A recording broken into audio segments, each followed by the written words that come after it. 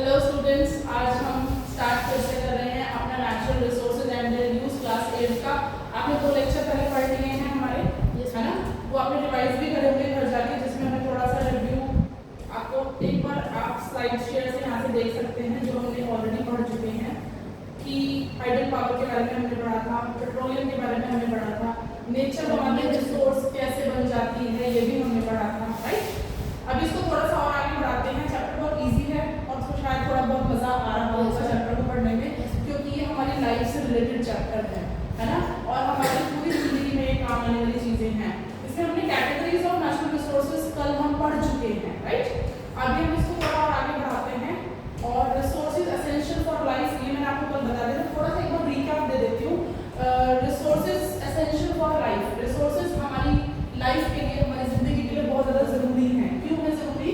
क्योंकि हम अर्थ पर, हम इस प्लैनेट अर्थ पर बिना रिसोर्सेज के, अगर एक बार समझ के चलो, एक बार सोच के चलो, अगर पेड़ हट जाए, पौधे हट जाए, हवा हट जाए, पानी हट जाए, सब कुछ भगवान अपने गॉड गिफ्ट्स जो हमें मिले हैं, है ना? ईश्वर ने हमें जो गॉड गिफ्ट दिया वो सारे गॉड गिफ्ट भगवान वापस ले ले कि लाओ मेरे गिफ्ट वापस दे दो। तो हम क्या करेंगे? हवा, पानी, ऑक्सीजन, खाना, वेजिटेबल्स, फ्रूट्स, सनलाइट कहाँ से लाएंगे? हम घबरा जाएंगे और हम मर जाएंगे। हम कौन? ह्यूमंस। बात समझ में आई?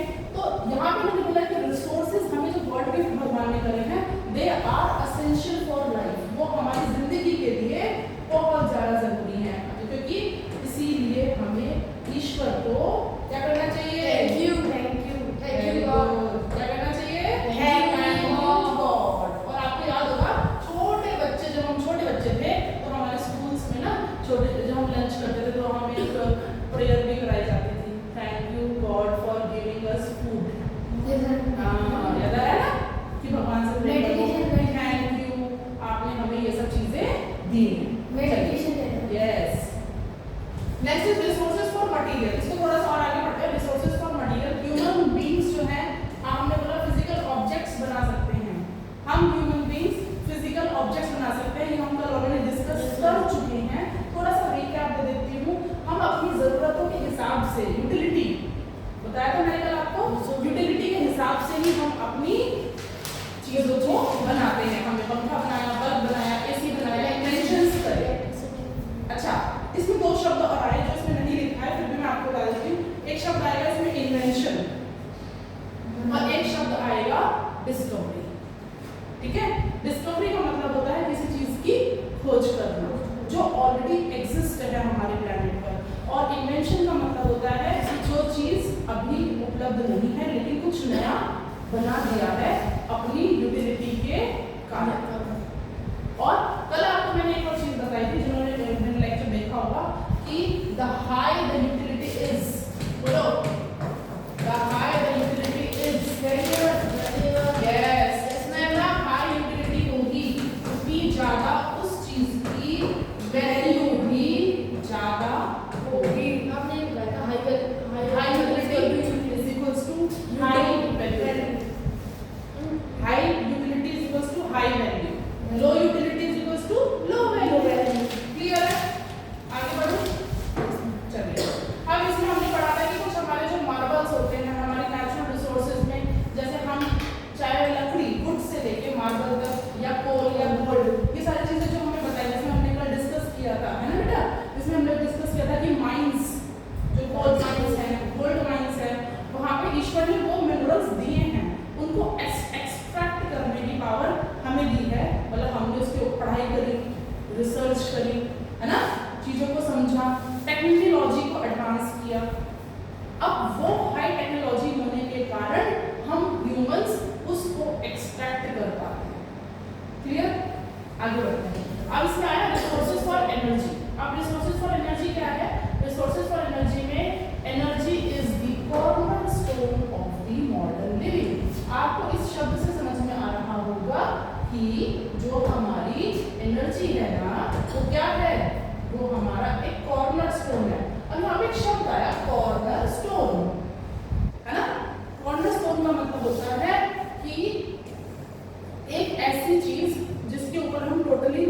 जाए। जैसे अभी लाइट चली जाए तो क्या होगा, स्मार्ट बोर्ड बंद हो जाएगा, फैन बंद हो जाएगा, एसी बंद हो जाएगा। यस और नो? मतलब हमें क्या चाहिए उसके लिए, एनर्जी। यस और नो? हमारे को इलेक्ट्रिसिटी होने के कारण, बोलो, इलेक्ट्रिसिटी होने के कारण हम सारे के सारे अप्लायंसेस चला सकते हैं, है ना?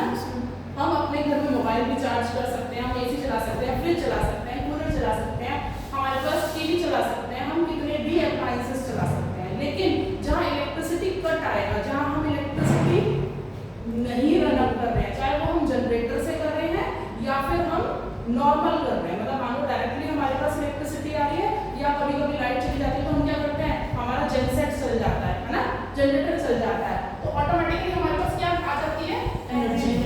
लेकिन जब ये एनर्जी का ब्लॉकेज होगा, जब ये एनर्जी नहीं होगी तो क्या वो सारी चीजें रन अप हो पाएंगी, नहीं हो पाएंगी। ऐसे ही ये तो हमने इलेक्ट्रिसिटी तो हमने जनरेट कर ली, है ना, हाइड्रो इलेक्ट्रिसिटी भी जनरेट कर ली हमने, थर्मल इलेक्ट्रिसिटी भी हमने जनरेट कर ली। लेकिन इलेक्ट्रिसिटी फॉर आवर बिल्डिंग, जो मैंने बोला कि बिल्डिंग के लिए, ट्रांसपोर्टेशन के लिए, आजकल तो ईवी, रिक्शा, इलेक्ट्रिक, वो भी तो चार गाड़ी चल रही है, बैटरी वाले स्कूटर्स, ये भी तो सब उसी का पार्ट है, इवन कार आल्सो। तो अभी देखो जो जितना भी सब है ना, ये हमने क्या किया, हम कौन, ह्यूमंस ने क्या किया, प्रोडक्शन करके, मैन्युफैक्चरिंग। प्रोडक्शन का मतलब यहाँ पे क्या है बेटा, प्रोडक्शन का मतलब यहाँ पे है किसी चीज का बनना, और प्रोडक्शन का मतलब है यहाँ पे मैन्यू, बोलो, मैन्युफैक्चरिंग। और मैन्युफैक्चरिंग किसकी होती है, प्रोडक्ट्स।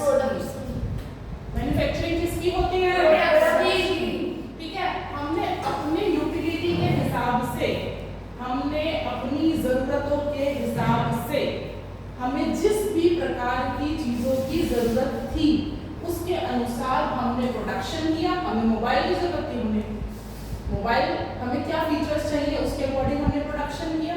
और ये जो एनर्जी है ना, ये हमें अलग अलग नेचुरल सोर्सेज से मिलती है।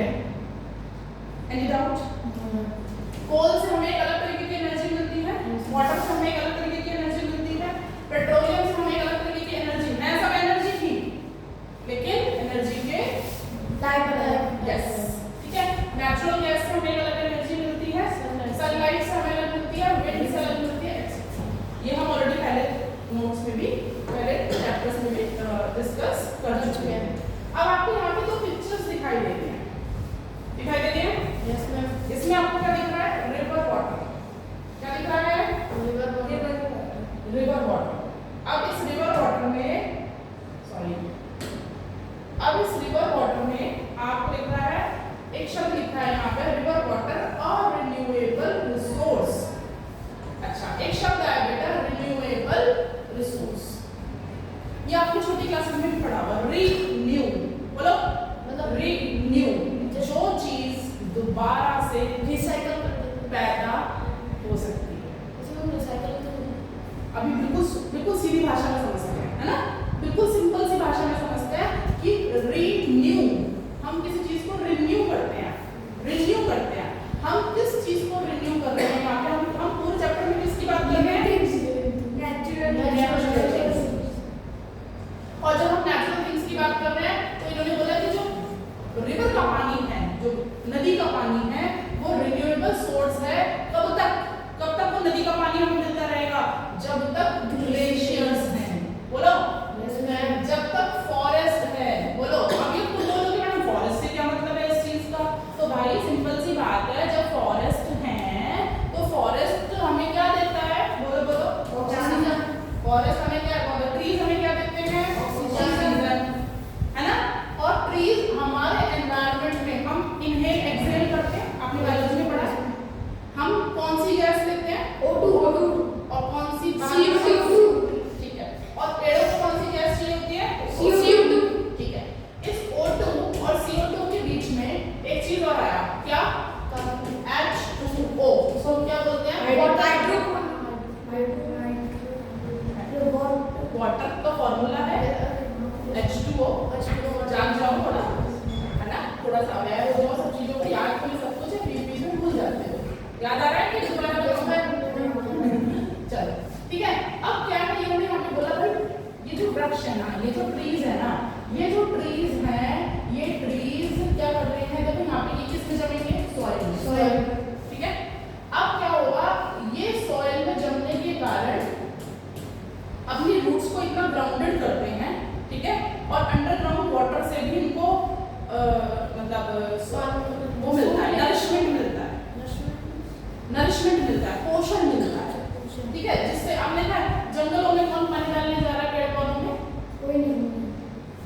ईश्वर कभी कभी बारिश कर देते हैं, है ना, कभी कभी उनके लिए थोड़ा थोड़ा ड्यू ड्रॉप्स आ जाती हैं, कभी वहाँ पे आप ही मान के चलो कभी ओस आ जाती है, राइट, कभी वहाँ पे बर्फ भी पड़ जाती है ना, तो वो नेचुरल प्रोसेस है। लेकिन उसको एक ज्योग्राफी की भाषा में उसको बोलते हैं प्रेसिपिटेशन। बता दूं मैं आपको, ज्योग्राफी की भाषा में उसको बोलते हैं बेटा प्रेसिपिटेशन, जो शायद आपने पहली क्लासेस में भी पढ़ा है और नहीं भी पढ़ा है तो अब पढ़ लीजिए, क्योंकि आने वाले टाइम में कहीं पे भी ये नहीं लिखा जाएगा कि अवेलेबिलिटी ऑफ वाटर, बोला जाएगा प्रेसिपिटेशन अकर्स। बहुत जगह आपको ये शब्द देखने को मिलेगा।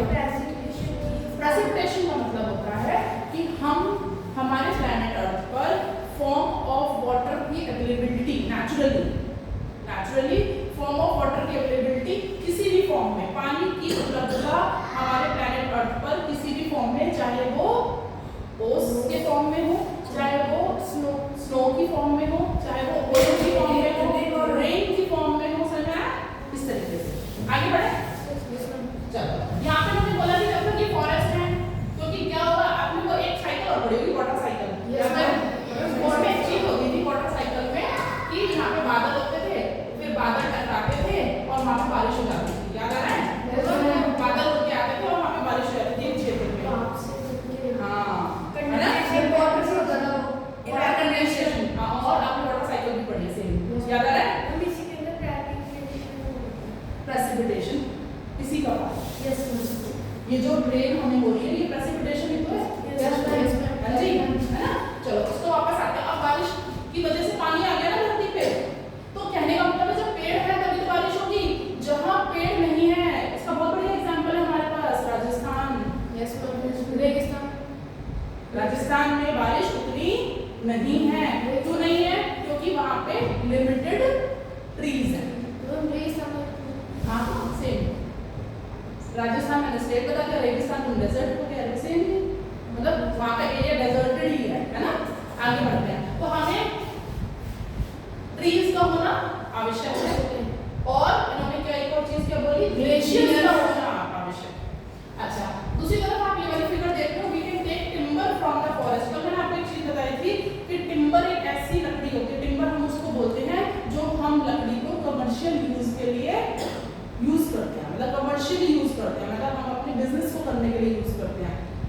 इसको और क्लियर शब्दों में समझो कि हम लकड़ी का प्रयोग, ये लकड़ी है, ताल में लकड़ी होती है, टाल होती है, लकड़ी की टाल होती है, तो टाल में जो लकड़ियां होती हैं वो कोई अगर लकड़ी खरीद के ले जा रहा है तो क्या जरूरी है कि सारे लोग उस लकड़ी का यूज एक ही चीज के लिए करेंगे? हो सकता है कोई उसकी चेयर बनाए, हो सकता है कोई उसकी टेबल बनाए, हो सकता है कोई उसका बेड बनाए, हो सकता है कोई उसका सोफा बनाए, हो सकता है कोई उसको सिर्फ चूल्हा जलाने के लिए ही अपने घर के लिए जा रहा हो। यस और नो? क्लियर है? तो यहाँ पे मैंने बोला लेकिन कमर्शियल यूज हो रही है, पैसा मिल रहा है उसको बेच के, है ना? तो इन अ लिमिटेड क्वांटिटी में, ठीक है, for a long time if we allow to regenerate. अच्छा अब एक बात समझो, इसमें एक चीज आई कि अगर हमने मान लो अपनी कमर्शियल पर्पस के लिए वो सारी लकड़ियां काट दी, सारे ट्रीज काट दिए, है ना? तो जब हमने वो सारे ट्रीज काट दिए तो क्या हम अगले दिन जाएंगे फिर से हमें ट्रीज मिल जाएंगे? मिल जाएंगे क्या? नहीं मिलेंगे। इसका क्या मतलब हुआ? इसका मतलब हुआ कि हम जो ट्रीज काट रहे हैं it will take 100 years to rebuild, right? है ना? हम अपने घर में भी एक छोटा सा पौधा लगाते हैं, उसको भी उगने में काफी टाइम लग जाता है ना?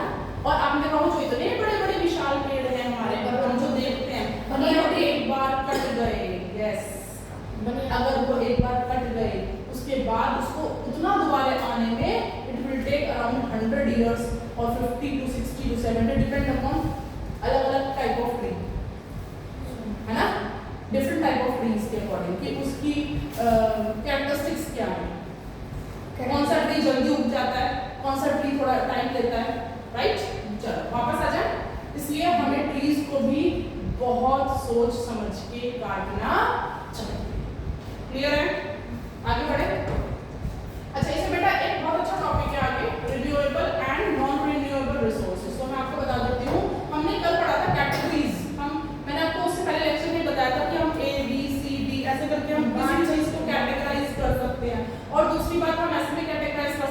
1 2 3 4 है ना, या XYZ हम कुछ भी बोल सकते हैं, लेकिन हम रिन्यूएबल रिसोर्सेज और नॉन रिन्यूएबल रिसोर्सेज के माध्यम से भी हमने पढ़ा लिविंग थिंग्स भी होता है, नॉन लिविंग थिंग्स भी होता है, ठीक है।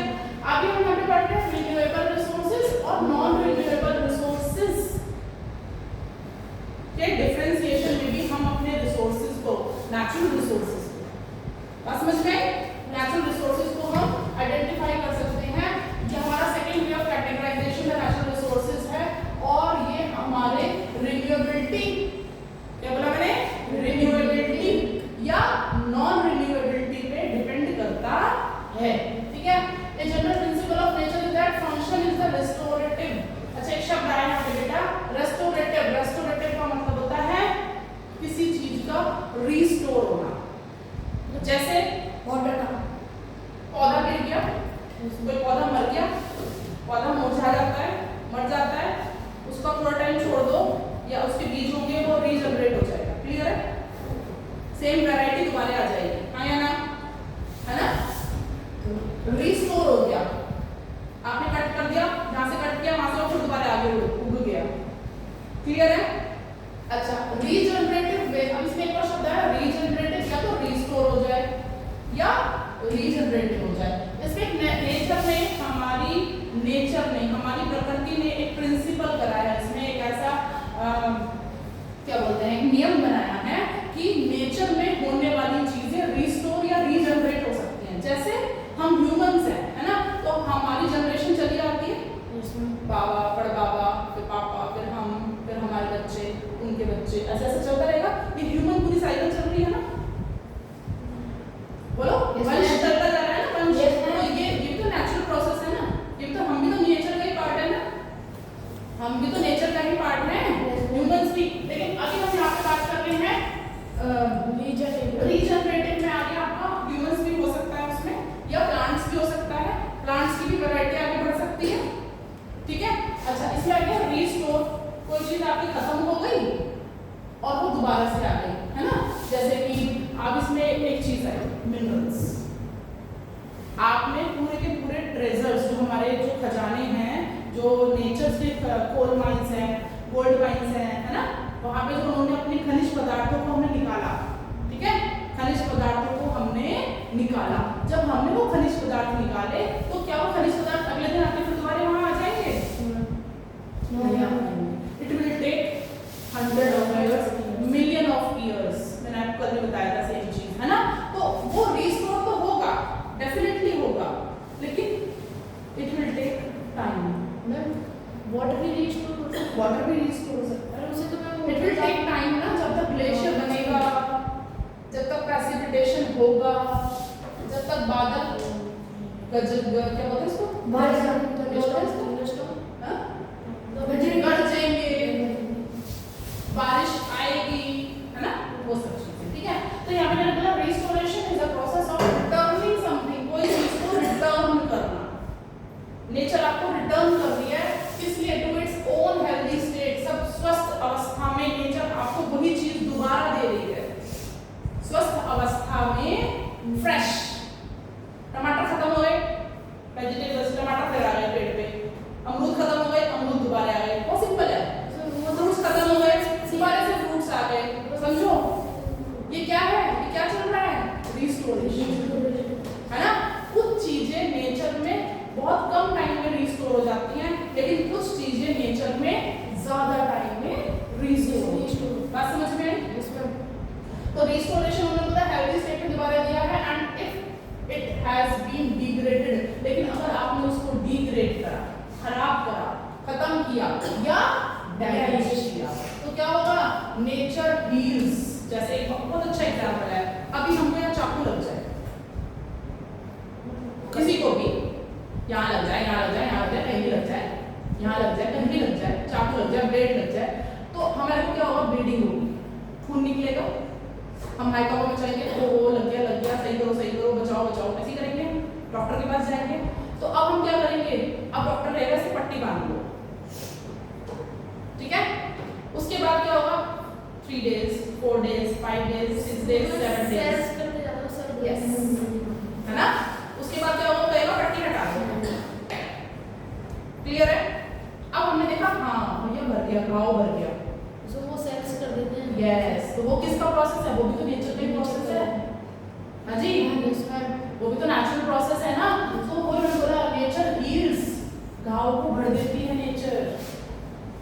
टाइम लगा ना, फ्रैक्चर हो गया, भगवान ना करे किसी के पैर में हाथ में, भगवान ना करे हो, लेकिन हो जाता है लोगों के, है ना? तो अब उसमें डॉक्टर क्या कहता है 40 दिन तो लगेंगे, वो एक नेचुरल प्रोसेस है। आप जबरदस्ती ये नहीं कह सकते क्या डिपेंड करता है क्या चीजें हैं, लेकिन उन चीजों में जो नेचर हील करेगा। कोई बीमार हो गया, भगवान ना करे कोई बीमार हो, लेकिन इतने सारे केसेस हैं दुनिया में, जो बीमार हो गया कोई, तो डॉक्टर्स क्या कहते हैं कि हम अपना काम पूरा कर रहे हैं, अब आप ईश्वर से प्रार्थना कीजिए, कहते हैं। तो वो क्या है, वो नेचर हील्स है, वो नेचर के द्वारा, वो प्रकृति को कहते हैं कि भाई ईश्वर प्लीज इसको जल्दी से रिकवर कर दो, है ना, इसको जल्दी स्वस्थ कर दो, है ना, ये सब चीजें। चलो, renew and maintain herself over time, इसलिए नेचर अपने आप को रिन्यू करती है, मेंटेन करती है टाइम से टाइम पे। कट ऑन योर स्किन, देखो कोई एग्जांपल नहीं यहाँ पे लिखा है, normally heal a forest recovered after a wildfire, जंगल में आग लग गई, अगर जंगल में आग लग गई तो क्या अगले दिन फिर से दोबारा से पेड़ खड़े मिलेंगे आपको वहाँ? No, it will take years of years, क्योंकि पहले तो जरा जो स्लैश एंड बर्न वहाँ पे हो गया है, पहले वो सब चीजें हटेंगी, है ना, जो सॉइल वहाँ की खराब हो गई है, वो सॉइल दोबारा से वहाँ पे परत नेचुरली बनेगी, देन उसके बाद वहाँ पे कुछ प्रोसेस आगे बढ़ेगा। बात समझ में आई? Regeneration goes beyond restoration, restoration के भी आगे की चीज है रीजनरेशन, किसी चीज का आगे बढ़ना, रीजनरेट होना, एक से दो होना, ठीक है। ये आज हमने एक छोटा सा पौधा लगाया था अपने घर में, उसके जो फ्लावर्स थे ना वो ऐसे उसको बिखर गए, स्प्रिंकल हो गए आसपास की क्यारी में, और वहाँ पे थोड़े और पौधे हो गए, तो वो क्या प्रोसेस है? रीजनरेशन। तुलसी का पौधा आप घर पे लगाओ, उसके बीज गिर जाते हैं नेचुरली हवा से, और वो खुद वहाँ पे ज्यादा तुलसी हो जाती है वहाँ पे, इसमें आप पहले यस, ठीक है। चलो, it is all about nature ability to create a new life, ये सब ईश्वर की, नेचर की, प्रकृति की क्या है, एक एबिलिटी है, क्या कि वो अपनी नई जिंदगी बना सकती है, एंड द कंडीशन फॉर थ्रिविंग, थ्रिविंग का मतलब होता है संपन्नता, थ्रिविंग का एक्चुअल मीनिंग होता है संपन्नता, कि जब नेचर किसी चीज को, जब प्रकृति किसी चीज को बनाती है, तो वो प्रकृति हमें उस चीज के लिए, मतलब उस चीज की हमें इतनी उपलब्धता कराती है, इतनी अवेलेबिलिटी कराती है कि हम संपन्न हो पाए। क्या हो पाए?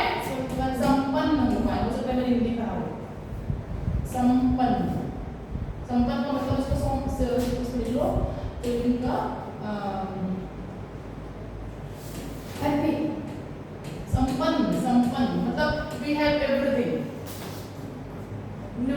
नेचर ने हमें दिया, we have everything, we have water, air, तो हमें हेल्दी स्टेट में चीजें मिल रही है ना।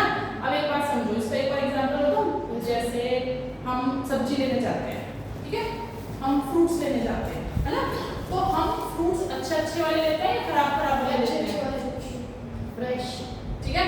तो अब नेचर ने क्या किया, नेचर ने रिसोर्सेज को, जो भी वो फ्रूट्स दे रहे हैं, वेजिटेबल्स दे रहे हैं, जो भी चीजें दे रहे हैं, उनको उन्होंने, उनके लिए हम, मतलब नेचर के द्वारा हमें वो चीजें संपन्नता में मिली हैं, मंडी भर के, हमारे मार्केट भर के हमारे पास फ्रूट्स हैं, हम खरीदना चाहें तो हम कितने भी फ्रूट्स खरीद सकते हैं, यस और no, as according to our consumption, जितना हम खा सकते हैं उससे भी ज्यादा हम खरीद सकते हैं, इतनी अवेलेबिलिटी है, हाँ या ना। अच्छा, इसमें एक और बहुत अच्छा एक कोट है, आपको पता है, जो यहाँ नहीं लिखा है, मैं आपको बता देती हूँ। गांधी जी ने कहा था कि there is enough for everyone's need, ठीक है, and there is nothing for anyone's greed। ये गांधी जी ने एक कोटेशन किया था, एक स्टेटमेंट दिया था, इसका मतलब होता है there is enough for everyone need, सबके नीड के अकॉर्डिंग ईश्वर ने, नेचर ने हमें उतना दिया है कि हम अपना पेट भर सके, लेकिन there is nothing for, कुछ भी नहीं है, for anyone's greed, किसी के भी लालच के लिए कुछ नहीं है। तो इसका क्या मतलब हुआ, अगर आप सिर्फ अपनी कंजप्शन की बात करोगे, मुझे इतना फ्रूट्स चाहिए, इतना वेजिटेबल चाहिए, कितना रिसोर्सेज चाहिए, आप स्टोर कर सकते हो, रख सकते हो, खा सकते हो, कंज्यूम कर सकते हो। लेकिन अगर आप लालच में आओगे कि ये सारे रिसोर्सेज तो मेरे ही मेरे हैं, दूसरा चाहे भूखा मर जाए, तो क्या होगा? नेचर तो उतना ही दे रही है ना, तो नेचर में डिसबैलेंसिंग आएगी, और जहां नेचर में डिसबैलेंसिंग आएगी वहां हमारा इकोसिस्टम कहीं ना कहीं डिसबैलेंस होगा। बात समझ में आई? हाँ, बात समझ में आई? ठीक है, आगे बढ़े। चलो, we plant trees in an area that may have lost them on account of human interventions like clearing forest for housing. इन्होंने बोला कि हम पौधे लगाते हैं उस एरिया में जहाँ पे ह्यूमन हस्तक्षेप करता है, इंटरवेंशन करता है, दखलअंदाजी करता है। हम दखलअंदाजी तो हम करते ही है ना, हमने फॉरेस्ट काट दिया, हमने रोड बना दी, हमने फॉरेस्ट काट दिया, हमने टनल बना दी, हमने फॉरेस्ट काट दिए, रिवर्स को हमने बेंड कर दिया दूसरी तरफ, हमने अपने होटल्स बना लिए। तो हिल स्टेशन पे ये होता है, और जब भी हिल स्टेशन पे सारी चीजें होती हैं, फिर नदी जब अपने उफान पे आती है ना, फिर क्या आ जाती है? बाढ़ आ जाती है। याद करो, सुनामी हुआ है ना अपना, सुनामी नहीं, ये जो अभी लास्ट ईयर भी हिमाचल में हुआ था, कितना हुआ था। तो यहाँ पे मैंने बोला उसमें दखलअंदाजी किसने करी? कहते हैं ना, प्रकृति से खिलवाड़ मत करो, प्रकृति से खिलवाड़ मत करो, प्रकृति की चीजों को मत छेड़ो, ठीक है। तो यहाँ पे मैंने बोला planting the types of trees, अलग अलग प्रकार के trees that we originally growing them restore the ecosystem, जो वहाँ पे भगवान ने हमें वैरायटी ऑफ ट्रीज दिया है, अगर आप उसको खराब कर रहे हो तो इकोसिस्टम डिसबैलेंस होगा, आया ना? अगर आप उसको रीप्लांट करते जा रहे हो, and the trees provide food and shelter for birds, क्योंकि खाली हमारे लिए ही नहीं, बर्ड्स है, स्क्विरल है, एंड अदर क्रिएचर्स जो भी हमें ईश्वर ने भाई, और जो छोटे मोटे छोटे जीव जंतु है ना जो वहाँ पे रहते हैं, घोंसला बनाते हैं, वहाँ रहते हैं, है ना, ठीक है। And enabling life to return, और जिनके लिए जिंदगी उन्हीं रिसोर्सेज में है, चाहे वो एयर रिसोर्सेज हो, चाहे वो वाटर रिसोर्सेज हो, चाहे वो लैंड रिसोर्सेज या soil resources. Any doubt? Ma'am आगे बढ़े? Yes ma'am. ठीक है, nature works in a cycle. इन्होंने बोला कि जो नेचर है ना वो एक साइकिल में काम करता है, मतलब जो प्रकृति है ना वो एक साइक्लिक प्रोसेस में काम करती है। कैसे करते हैं भैया साइक्लिक प्रोसेस में? चलो देखते हैं। देयर इज नो वेस्ट, कोई भी चीज वेस्ट नहीं है, there is no waste. Take a forest, चलो जंगल की बात करते हैं, है ना। Let's say a tree fall into the forest, एक ट्री गिर गया, ठीक है, फॉरेस्ट में, इट डिकम्पोजेस, धीरे धीरे उसकी पत्तियां सूख जाएंगी, मिक्स हो जाएंगी सॉइल में, ठीक है, with the bacteria, fungi, insects feeding on it, छोटे छोटे कीट उस पे भोजन अपना खा लेंगे, है ना, उनके लिए वो भोजन हो जाएगा, and the tree becomes a part of the soil, and tree become a part of the soil, ठीक है, एनरिचिंग इट, और उसके पोषण को, उसके सॉइल की फर्टिलिटी को बढ़ाएगा। कौन? वो भी ट्रीज, ठीक है। हमें उसमें अलग से कोई फर्टिलाइजर डालने की आवश्यकता नहीं रहती। Now new trees and plants grow from seeds. अब हम जो नए प्लांट लगाते हैं वो किससे बनेंगे? सीड्स से। किससे बनेंगे? बीज से, सीड्स से। तो eventually some will fall and the cycle starts again. अब दोबारा जब वो ट्री है, जो वो ट्री गिर गया है बेचारा, याद करो ऐसे कुछ गिर गया है, तो इसके जो सीड्स होंगे वो यहाँ धरती पे गिरेंगे या नहीं गिरेंगे? Yes ma'am. तो यहाँ पे कुछ नए प्लांट्स उगने की संभावनाएं हैं या नहीं है? Yes ma'am. तो रीजनरेशन का प्रोसेस हुआ या नहीं हुआ? हुआ ma'am. Good. And these are the examples of nature's principle of restoration and regeneration in the practice. इसमें ये बहुत बढ़िया एग्जांपल है जिससे हमें पता चलता है कि हमारी जो नेचर है, हमारा जो प्रकृति है, वो रिस्टोर भी कर रही है, चीजों को रिस्टोर भी कर रही है और रीजनरेट भी कर रही है, और लगातार वो अपना काम करती ही जा रही है। अच्छा, इसमें एक और एग्जांपल है जो भी मेरे माइंड में क्लिक हुआ। जैसे हम सोलर पैनल्स देख रहे हैं आजकल, सोलर प्लांट्स, वो क्या होता है, सोलर पैनल्स लगे हैं घरों में, हाँ, सनलाइट आती है।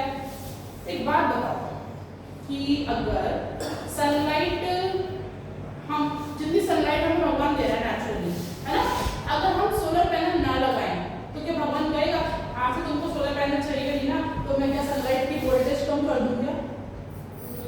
कम कर दूं क्या? नहीं। या ज्यादा कर दूं क्या? होता है क्या? नहीं। ईश्वर क्या कर रहा है? वो नेचुरल चीजों को अपने साइक्लिक प्रोसेस में बराबर दे रहा है, हाँ या ना? Yes ma'am. वो बारिश मिलेगी। उनको जब मतलब depend upon certain factors also, उसमें कुछ फैक्टर्स भी हैं अलग, है ना। लेकिन क्या हमारे सोचने से सूरज कम या ज्यादा कर सकता है क्या सनलाइट को? क्या हवाएं कम या ज्यादा हो सकती हैं क्या? बोलो। क्या पानी कम या ज्यादा हो सकता है क्या? क्या बारिश कम या ज्यादा हो सकती है क्या? नहीं। इसका मतलब क्या फॉरेस्ट कम या ज्यादा हो सकता है हमारे सोचने से? नहीं। लेकिन हमारे करने से हो सकता है। फॉरेस्ट लैंड रिसोर्स, लैंड उसमें है ना, अगर हम उसको डिफॉरेस्ट ना करें, अगर हम उसे कट ऑफ ना करें, तो वो तो आगे रीजनरेट रहेगा, रिस्टोर रहेगा, आया ना। चलो, ये तो भाई आपकी बात ये। अब आते हैं रिन्यूएबल रिसोर्सेज पर। रिन्यूएबल रिसोर्सेज से नाम से समझ में आ रहा है जो चीज रिन्यू हो रही है और इसकी कैरेक्टरिस्टिक्स होती हैं जो ये चीज रिन्यू होती रहती है टाइम टू टाइम, ठीक है, दोबारा आती रहती है। जैसे most of India has abundant sunshine, जो मैंने आपको बताया, हमारे इंडिया में पूरे क्षेत्र में ऐसा कोई स्टेट, ऐसा कोई जगह, चाहे वो east, west, north and south, अगर हम इंडिया के किसी भी पार्ट में देखें, ऐसा कोई क्षेत्र ऐसा नहीं है जहां सनलाइट ना पहुंचती। कम ज्यादा हो सकती है, कम ज्यादा हो सकती है कि भाई यहाँ बहुत धूप पड़ रही है, यहाँ कम हो रही है, लेकिन ऐसा तो नहीं है कि सनलाइट ही नहीं जा रही है। टेम्परेचर कम ज्यादा हो सकता है, आई एग्री। क्या कभी कोई ऐसा रीजन है इंडिया का जो कंप्लीट डार्क रहता है? नहीं। जिसमें रात ही रात रहती है इंडिया में? होता है क्या? नहीं, है ना, दिनों रात होता है ना। तो इसका मतलब क्या है? सनलाइट पहुंच रही है ना, सनशाइन हो रहा है ना। चलो आगे बढ़ते हैं। In the natural course, rivers are, इन्होंने बोला natural course में rivers are fed regularly by rain। देखो rivers में जो है बारिश का पानी भी जा रहा है, ग्लेशियर का पानी भी जा रहा है, ठीक है। तो पानी रिवर्स को भी धीरे धीरे साइक्लिक प्रोसेस में पानी मिलता जा रहा है ना, है ना।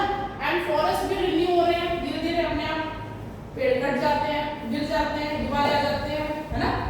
इस तरीके से सॉइल भी अपने आप को रिप्लेनिश करे, soil replenishes itself through natural processes and so on. Soil भी अपने आप, मिट्टी भी अपने आप को रिप्लेनिश करती है नेचुरल प्रोसेसेस के द्वारा। अब मैंने बोला solar energy, wind energy and energy from flowing water, बहते हुए पानी से आने वाली एनर्जी जो मैंने आपको बताया हाइडल एनर्जी जिसे हम बोलते हैं।